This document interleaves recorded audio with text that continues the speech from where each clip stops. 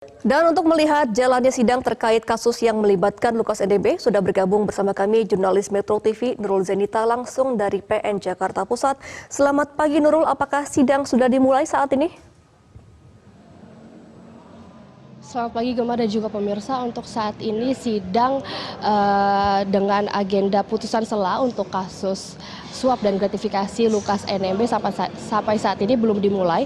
Nanti akan dimulai pada pukul 10 pagi.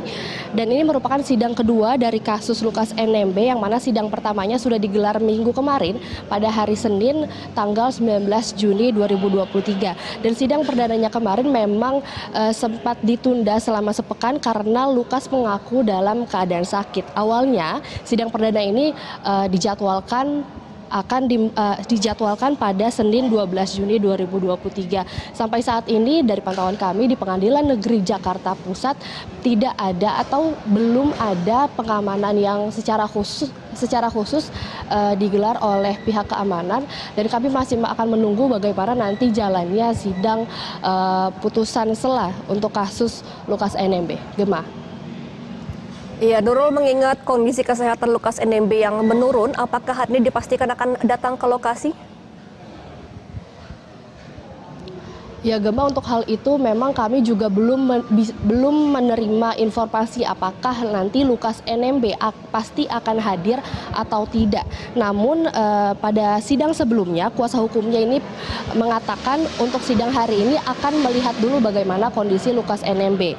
Apakah ia sehat untuk memungkinkan untuk datang ke sidang pada hari ini atau tidak. Jika sehat ia akan datang, namun jika tidak memungkinkan untuk datang, jika ia masih dalam kondisi sakit, maka sidang hari ini akan diwakilkan oleh kuasa hukumnya. Tapi mengingat kemarin memang Lukas sempat sakit dan juga sidang perdananya juga sempat ditunda selama seminggu, dan juga pada sidang sebelumnya yang digelar pada 19 Juni kemarin juga Gemma memang dilihat juga kondisi Lukas ini, kakinya itu sempat bengkak dan sempat menjadi perhatian dari hakim.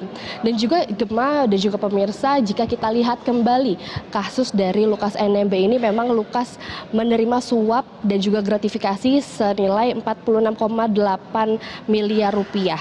Jaksa ini mengatakan suap dan gratifikasi tersebut diterima dalam bentuk uang tunai dan pembangunan atau perbaikan aset milik Lukas. Dan suap yang diberikan ini agar Lukas sebagai gubernur Papua ini dapat memenangkan perusahaan yang digunakan Piton Enumbi dan Rijantono dalam proyek pengadaan barang dan jasa di lingkungan Pemprov Papua. Untuk rinciannya ini 10,4 miliar dari Piton Enumbi dan 35,4 miliar dari Rijatono Laka. Dan awal mulanya kasus ini terjadi ini memang terlihat dari laporan Pusat Pelaporan dan Analisis Transaksi Keuangan atau PPATK terkait adanya pengelolaan uang tak wajar pada Lukas. Transaksi ini mencapai ratusan miliar rupiah dan antara lain setoran tunai ke kasino di Singapura dan juga adanya pembelian tunai jam tangan mewah pada tahun 2017.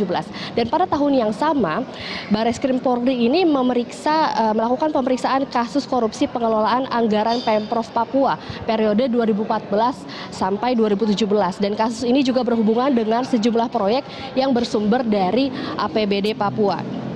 Selain itu, Gemma dan juga pemirsa, pada tahun 2017 sampai dengan sekarang ini memang perjalanannya cukup panjang, bahkan perjalanan untuk membawa Lukas dari Papua untuk ke Jakarta untuk melakukan pemeriksaan ini juga cukup panjang karena Lukas ini baru ditetapkan sebagai tersangka oleh KPK pada September 2022. Dan namun sejak ditetapkannya Lukas menjadi tersangka ini memang mulai ada pergerakan perlawanan dari pendukungnya Lukas, dan KPK ini berkali-kali memanggil Lukas untuk ke Jakarta untuk melakukan pemeriksaan, namun dirinya juga mangkir karena dengan alasan ia dalam kondisi sakit. Dan KPK baru berhasil menangkap Lukas dan membawa Lukas ke Jakarta untuk melakukan pemeriksaan pada Januari 2023 atau 4 bulan setelah ditetapkannya Lukas sebagai tersangka kasus suap dan gratifikasi.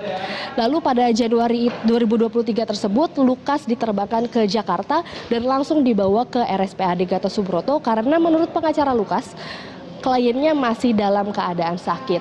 Dan juga setelah itu kasus terus berjalan, sidang perdana baru dimulai pada 19 Juni kemarin dan sekarang adalah sidang keduanya, yaitu yang akan dimulai pada pukul 10 pagi nanti. Gemma.